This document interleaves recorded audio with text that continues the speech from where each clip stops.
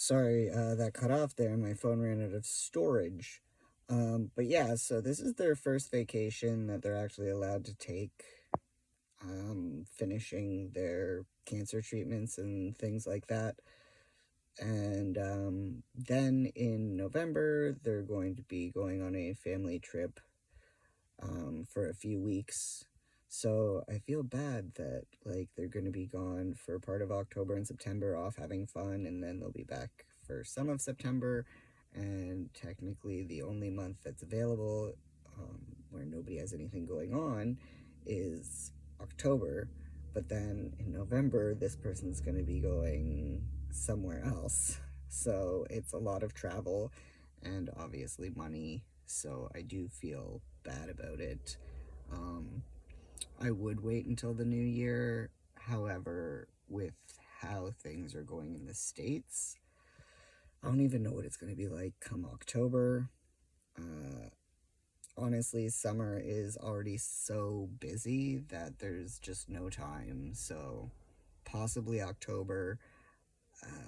If not, I guess in the new year. It'll just depend. I'd really like to get this done and over with because August will be 4 years since I started this whole journey. So, it would be nice to go back and just get that finished up.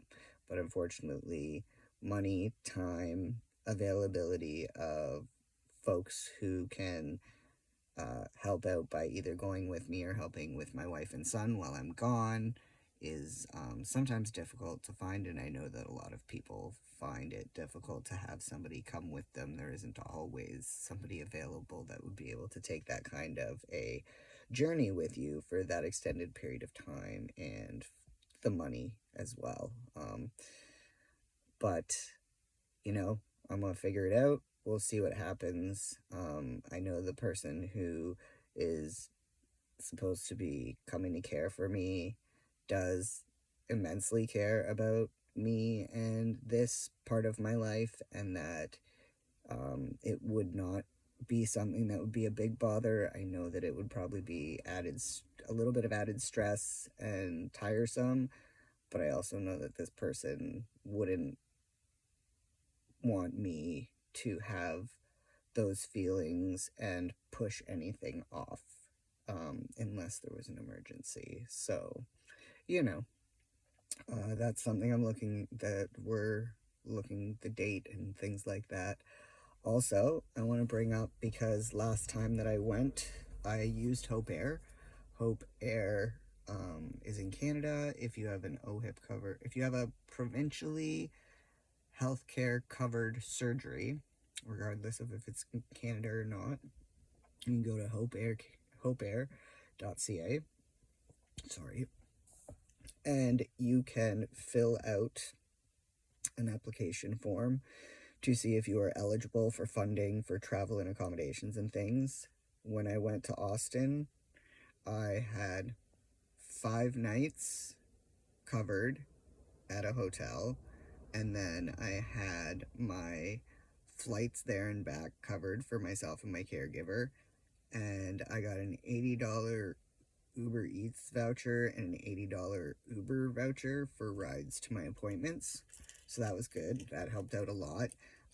If you've seen my other videos, you'll know that the hotel that we were put in was not great. We did leave early by like a day and a half or so because it was just not the cleanliest place. Unfortunately, you don't always know what a hotel is going to be like, and the funding is what they are allotted to give you and what they can find. And luckily, my dad was able to find a hotel that was literally like right down next to the bridge where you go to downtown Austin. And it was 10 minutes away from the hospital and 10 minutes away from my surgeon's office. So it worked out a lot better. And so this time I emailed them just to see because I wasn't sure. I asked if they were able to just do travel and not accommodations, because I said that the last time I said there's email records of it, but there were quite a few issues with the hotel, and for somebody who's recovering from a medical procedure, it's not at all the cleanliness of it or the safety of it, and the location of it was not great. I did send pictures and explain things, so I wasn't just trying to be a dink. They did apologize and stuff. And so I just said, um, I'm assuming that you don't take suggestions for hotels, because the hotel that we actually found after we left the one that we had been in that you guys booked, we found one that was cheaper and like closer to downtown, and everything that I needed to be near. So, but I'm assuming you don't do that. So I was just wondering if flights were if you could just do flights. And I got an email back, and they actually told me that they would cover 5 days, and I believe the amount was $2,500 Canadian in total for those 5 days. So if I went on to Expedia, because they use that website, if I were to go on to Expedia and send them a few hotels that were within their budget, they would book into one of those as long as it fit their budget. So then I would be able to have the travel with the Uber voucher for rides, and then also I would be able to have 5 days in a hotel covered with Uber Eats voucher for $80. So then I would end up paying for roughly like 10 days, because I do have to be there like a day early. I do my my pre-op usually is, I think I do my pre-op over the phone usually, and then make sure everything's all set up and ready to go. And I usually go there a day or two early so that we can get shopping done and get anything else that we need and just settle. So probably 16 days in total. We will see. I'm not 100% sure. But at least I got to figure out that I could get some funding help, because after traveling to San Francisco twice, traveling to Austin 5 times, and now having to go to LA, that's a lot of traveling. And the last time I went to Austin was the only time that I did have funding help for that, because when I had inquired prior, back when I started my surgeries and found out about Hope Air, I was told that because I was leaving the country, I was not able to. So I kind of gave up on that one. And then I was talking to somebody about like a year and a half, 2 years ago, and they told me that, and I knew that they had left and gone to California, so they had told me that they were actually able to. So then I contacted Hope Air, and lo and behold, the person that I talked to was not correct, and maybe I should have tried again, but I just, thought, well, yeah, I'm leaving the country, so I can totally understand why I'd not be applicable for it. However, that's not true.